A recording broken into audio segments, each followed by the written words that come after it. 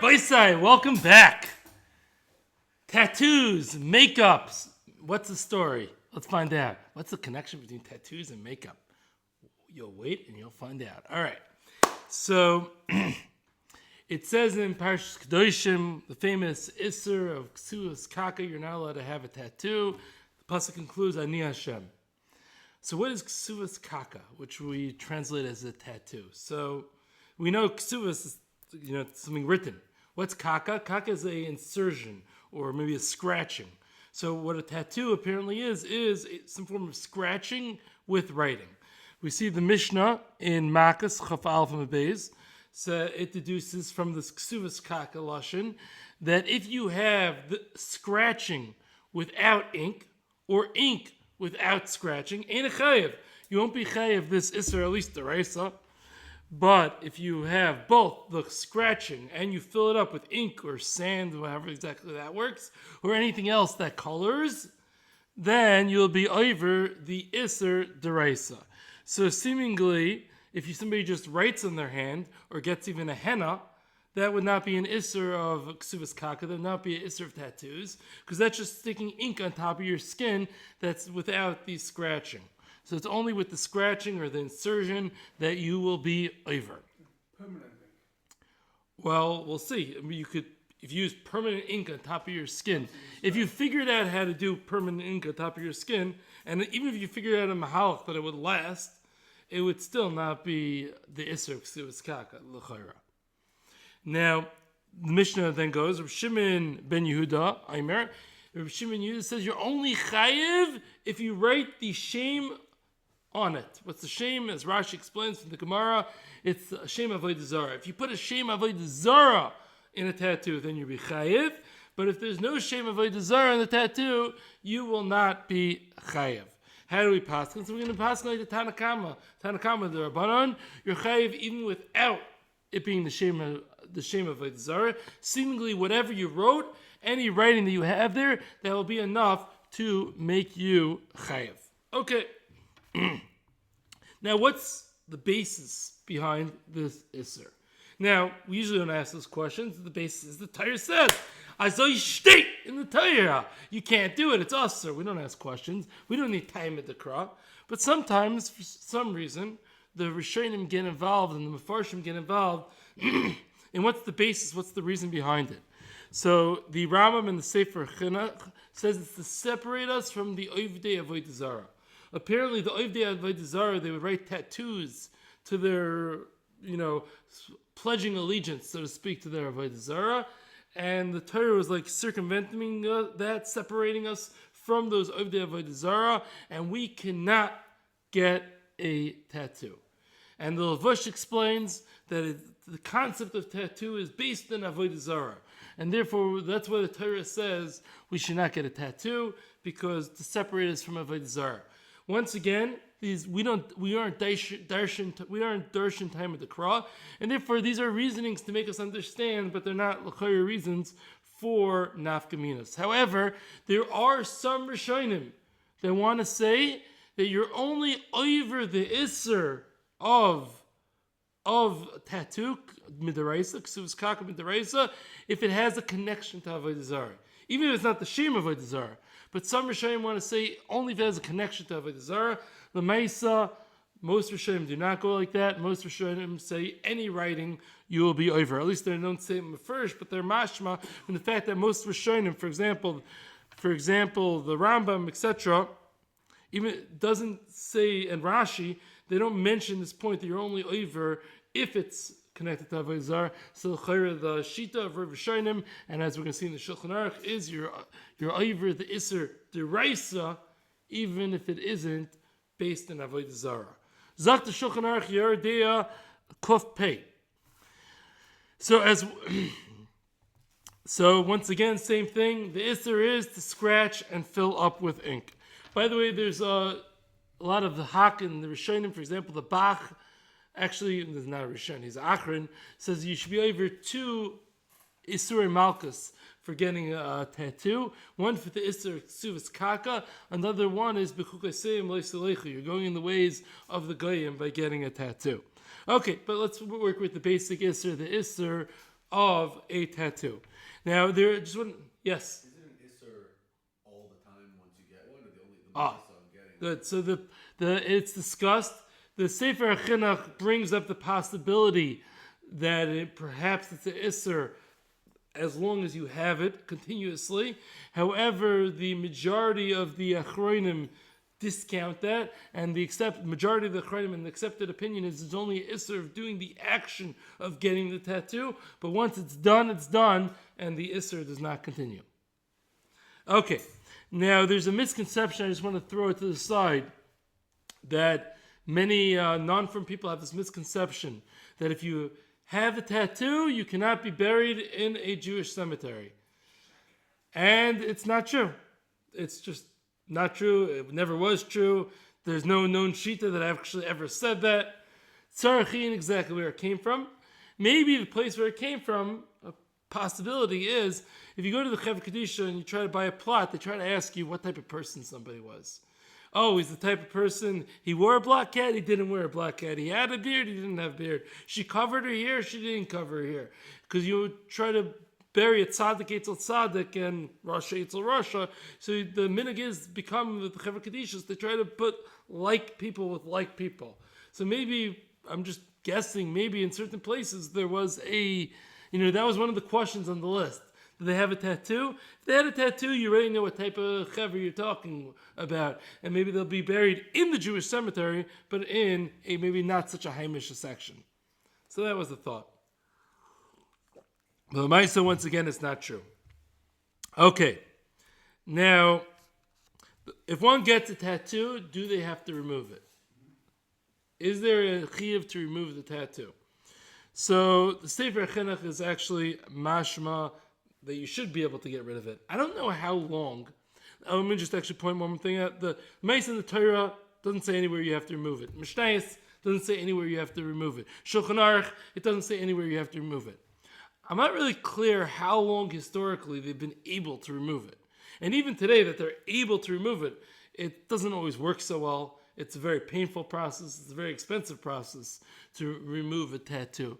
But I don't know how long this has actually been a possibility. I'm not really sure. I don't know. Now, Lamaisa, the pashtus is that it does not need to be removed because we don't see Mekairis of it needing to be removed.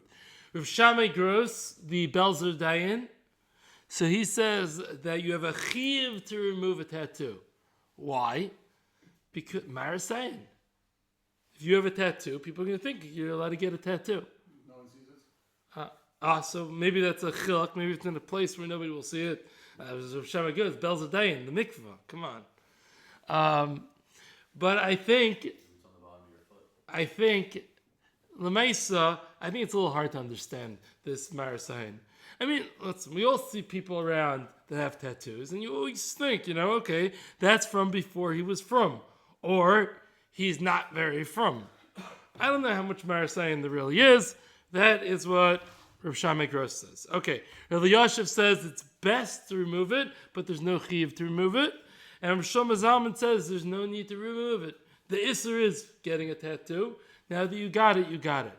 One thing that Rav Yosha points out, generally is the issur chavala. I'm not allowed to just go and wound my body for no reason. If anybody's familiar with the whole paintball shayla, if you're allowed to go paintballing because of chavala, whatever, it's a whole shayla. So, because you're not going to get hit, I see. Black and blue mark has a din chavala. You do that on Shabbos, chayev chatus. Yeah? So there's an issur chavala. Now, removing a tattoo is going to be chaval. So that's where Yashiv and Rosham Zalman agrees. To remove a tattoo, we don't have to be worried about the issur chaval. Since it's doing something overall positive, removing the tattoo, even Rosham Zalman says there's no chiv to remove it, it might say it won't be an issur chavala. That person would hold it as issur every second. But nobody really holds it. I said that the chinuch, works with that as a possibility, but nobody actually really holds it. But the chinuch, he would definitely say you could remove it. Is it considered a chatzitza for anything? No. So it's not, since it's the metzias of a tattoo is under the skin. So therefore, when it comes to mikvah or natil sedayim or anything like that, it is not a chatzitza. It's what we call balua. It's in the skin, and anything that's in the skin or under the skin is not a chatzitza. Okay, and there's another svar. I mean, it's really balua really works with this. It's batal to your body, but it's really the same basic svar. Okay, the tshuva mahava was asked if somebody wanted to know whether they should get rid of the numbers on their arm. Should they, Holocaust survivors, should they get rid of the numbers? And the tshuva mahava said, absolutely not. That's your badge of honor.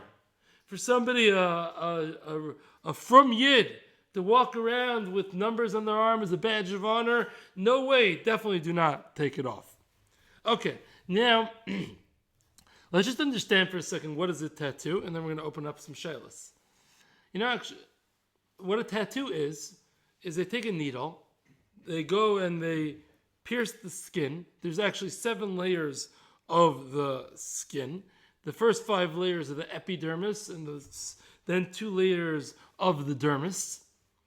And with the tattoo, when you get a tattoo, the needle goes all the way in and puts ink on the bottom level of the dermis. And 7 layers deep. And the higher levels of the skin shed over time, little by little, but the bottom layer stays. And therefore, that's how a tattoo stays for life. Okay. Now, there's something that's it's existed for a while apparently, but it's over the last couple of years become much more popular. Can somebody get what they call permanent makeup? Or there's another term for it, micropigmentation, or microblading, or blush tattooing, or makeup tattooing. What this is, it seems like a very practical thing. A woman, a lot of women put on makeup every day. You don't have to sit there and put on makeup every day. You get this process done to your skin, and then the makeup will last, depending on the type that you do, 6 months, a year, 2 years, 5 years.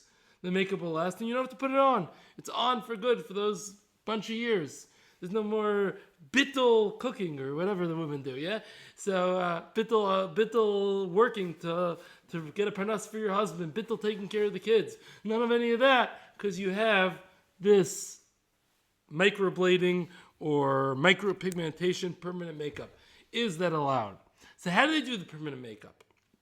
So what they do is they take a needle, they stick it a bunch of layers deep into your skin, and then they shoot out ink. Let's say it's for the cheeks, the blush, whatever. They put the ink there little by little, every couple of, I don't know how often they do it exactly, and they fill it up with the ink that looks like blush or whatever, and now you have makeup.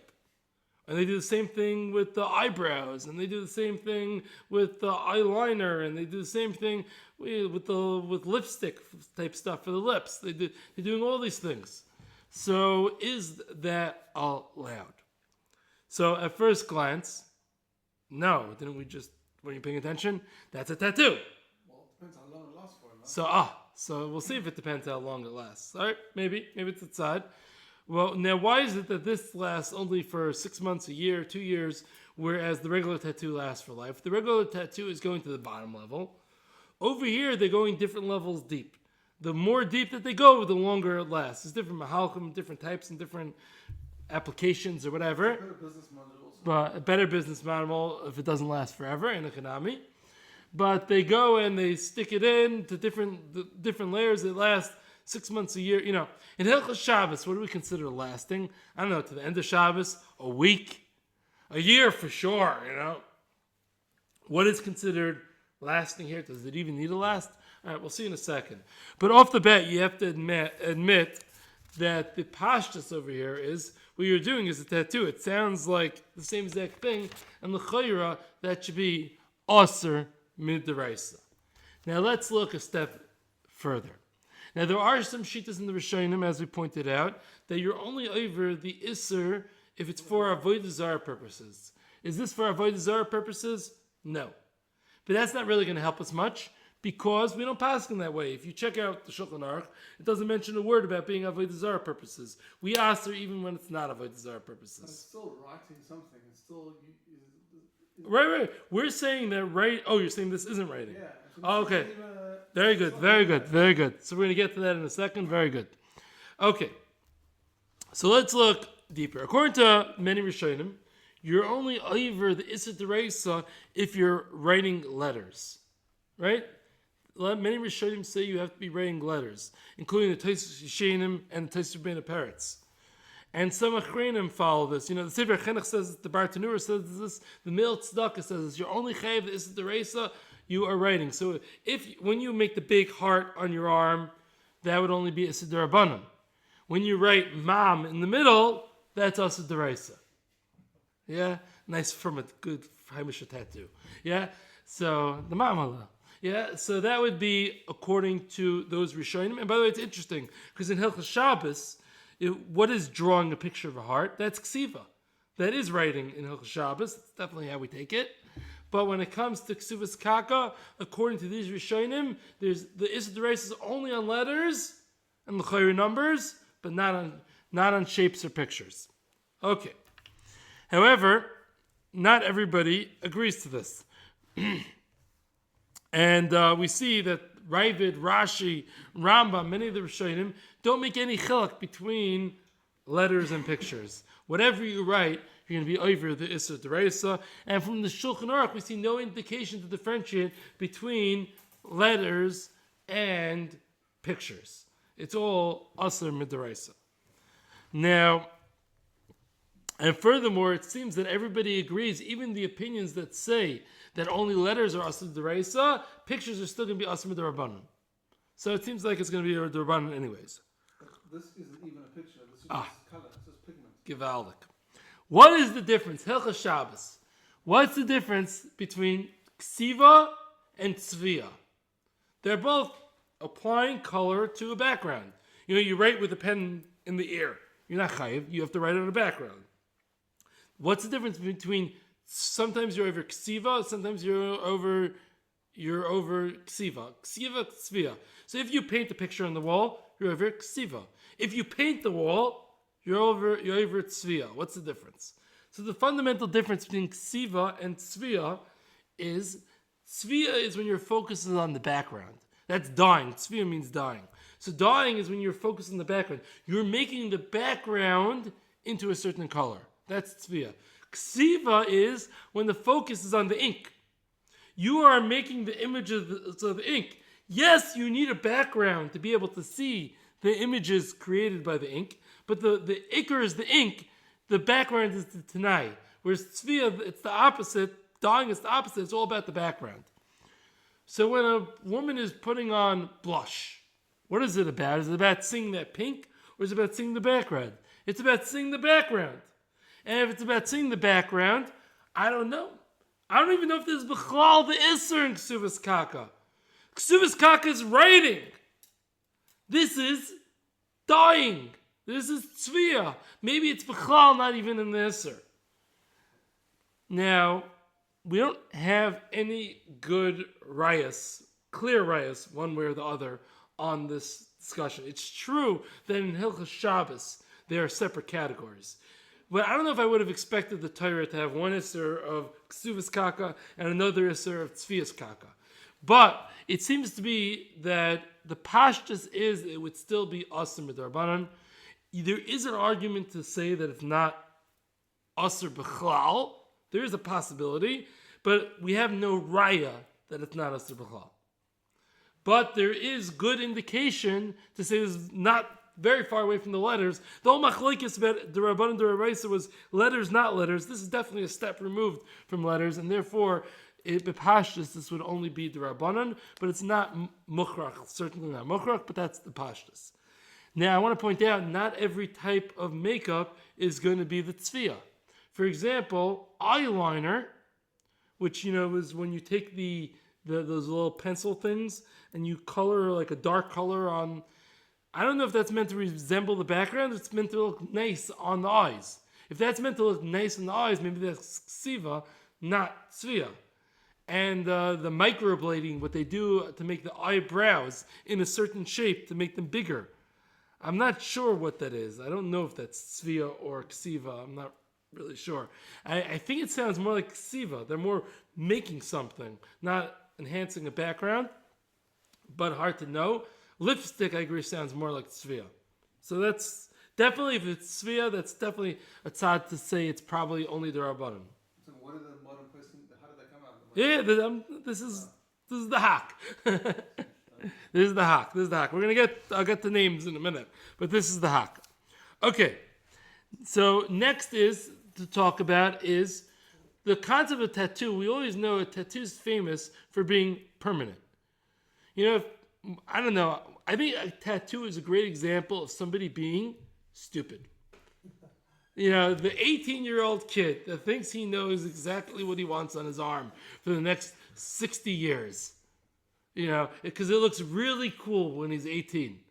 That's what's, lack of force. I'm not talking about Yiddishkeit, nothing to do with this. Just go for a guy. Stupid. In certain countries, like in the islands like Australia and New Zealand, and Fiji and Tonga and these places, they have it's like a religious thing where they through their arms. So that's mamash avodah zarah. That really sounds bad. Yeah, I think it's a religious thing or cultural thing. I'm not exactly Yeah. sure. Okay. Their whole arms and like the leg. Yeah, horrible. Okay, so perhaps it's only considered a tattoo by definition if it lasts forever. That's the hallmark of a tattoo. Lasts forever. This doesn't last forever. It lasts for a year, for 2 years, 3 years, depending on the type that you do. So maybe that's not a tattoo. Maybe there's no issur. The counter argument being that what's our source for knowing what something's considered permanent? We know what it's sourced in. We see Hilchos Shabbos. Is it to the end of Shabbos, a full Shabbos, a full week, a full month, a full year is for sure permanent. You know what I mean? But really, it's usually the end of Shabbos is pretty much permanent. We're talking about the last a couple of years. That l'chayr is for sure permanent. And I'll give you a raya that a bunch of years doesn't means permanent. We know that if you have your eved that goes free, you have him l'oilam. What's l'oilam? He's yours l'oilam, a eved kanani until yovel. Well, yovel happens. That's not forever. No, that's l'oilam. That's forever. Forever, when something can be a very long time, that could be a forever. That could be permanent in the Torah. You're assuming that the tattoo is following Hilchos Shabbos. Right? No, so correct. So the point is, I don't have a raya. That's the point. The point is, you cannot tell me from the fact that it only lasts for 2 years, it's not permanent. Or one could argue, the whole concept of ksuvas kaka, the whole concept of tattoo is permanent, and this isn't permanent. So it's unclear which way. There's good reason it's very likely that this would only be asim b'darabanan, because we see the indication from many of the Rishonim, like Rashi and the Rambam, that says it has to last forever. But once again, it's still the word forever doesn't necessarily mean forever. But maybe. It's hard to know. L'maisa, it probably downgrades it to the Rabbanon. Next is, most people do not do this to themselves. Right? Usually you have somebody doing it to you. So what if I'm not allowed to do it, but I'll get a guy to do it? Am I allowed to do that? I'm not going to do the tattoo. I'll have a guy do the tattoo. So we know, and it's not just the Hilchos Shabbos dikadin, it's a Torah dikadin. We have a concept of Amir La'akum. Something that's issur for me to do, it's issur for me to tell the guy to do. However, we know that downgrades an issur from an issur d'oraisa to an issur d'Rabbanan. So, might not be issur d'oraisa if, I'm not, it's better to go to the goyish lady to do it than the frum lady that does this, but that might downgrade it from d'oraisa to Rabbanan. So where do we end up with this makeup? We end up that it's likely a triple d'Rabbanan. It's likely a d'Rabbanan. It's Amir Lakum. Not doing it yourself. It's likely a d'Rabbanan. Certainly the types of makeup that are tzviya, not ksiva. The type that is ksiva, maybe that isn't. The type that's tzviya, it's probably d'Rabbanan. Permanent. So the types that aren't permanent, and certainly the types that last less than a year, is even a greater tzad to say aren't permanent, and maybe that's another tzad to be d'Rabbanan. Is a triple d'Rabbanan allowed? No. Generally, that's not how it works in halacha. Generally, when you downgrade something, you say it's Durabanan this way, Durabanan that way, and Durabanan the other way, that doesn't usually equal mutter. That it usually equals issur midurabanan. That's how it usually works. So therefore, l'chayra, pashtas, should you be allowed to do this? L'chayra, no. So l'maisa, what do the poskim say? So Rav Yashiv says this is issur. The Shevet Alevi says this is issur. Durabanan. Diane Fisher said this is issur midurabanan. Ravadia said something very interesting. Oh, by the way, before I get into Ravadia, I saw online one of these articles quoting in the footnote says Rav Nevitzal was mater. Now you have to take a footnote from an online article with a pinch of salt always. I'm not saying Rav Nevitzal didn't; it wasn't mater this. I'm just saying I wouldn't be quick to rely on the footnote of an online article. Maybe he said it, maybe he didn't. I don't know. I could hear why he would say it. The biggest sad to say it would not be the triple Durabanan element. It would be that Svia isn't even included in the issur. That would be the best place. Just to clarify what case we're talking about a guy making the permanent makeup on Jew? Yes. Yeah, no characters, just like the color. No characters, just the color, correct. So, now there's Vadia said something, which I wouldn't be surprised if many poskim would agree to this, and I heard there's some minor poskim that say this as well, that if you're into a situation of kavod abrius, then you can be mekel. Let's think about it. For example, something that happens apparently commonly is a woman, if she's nebach sick, yenamachla, after chemo she loses her hair, sometimes the eyebrows don't grow back. And it looks strange not to have eyebrows. Could she go and get this microblading to tattoo the eyebrows on? So Zatar Avadia, in a case, something like this, the kavod abrius take a case, so now, and it's Durabanan, we're generally making on a Durabanan for kavod abrius. This, which may even be a double or triple Durabanan, the chayrid is good side to be makel for kavod abrius. However, you can't say this as a blanket rule, because when you start with this, then every case, every lady, every this, every that is going to be screaming kavod abrius because her eyebrow is missing a little, whatever little corner that she wants, and therefore she's going to want to add it in. So I think you have to be matter this on a case-by-case basis with the heter of kavod abrius, but l'chayra, the heter of kavod abrius could apply. Maybe I'll just take a minute to talk about makeup on Shabbos, once we're in the topic of makeup. So, makeup on Shabbos, should that be allowed? L'chayra? No. It's very simple. It's tzvia. Right? You're coloring the skin. Or maybe ksiva. Now, is it going to last on the skin? Is the blush going to last on your skin? No. It won't last forever. Makeup doesn't last forever. Regular makeup. So that will downgrade it to Durabanan. And, and even the lashon of the Rambam, something that's not going to last at all is also Durabanan. Zakt Reb Moshe. So, by the way, Shlomo Zalman says anybody trying to make Zakt Shlomo Zalman, anybody trying to make the Shabbos makeup stuff, it doesn't work.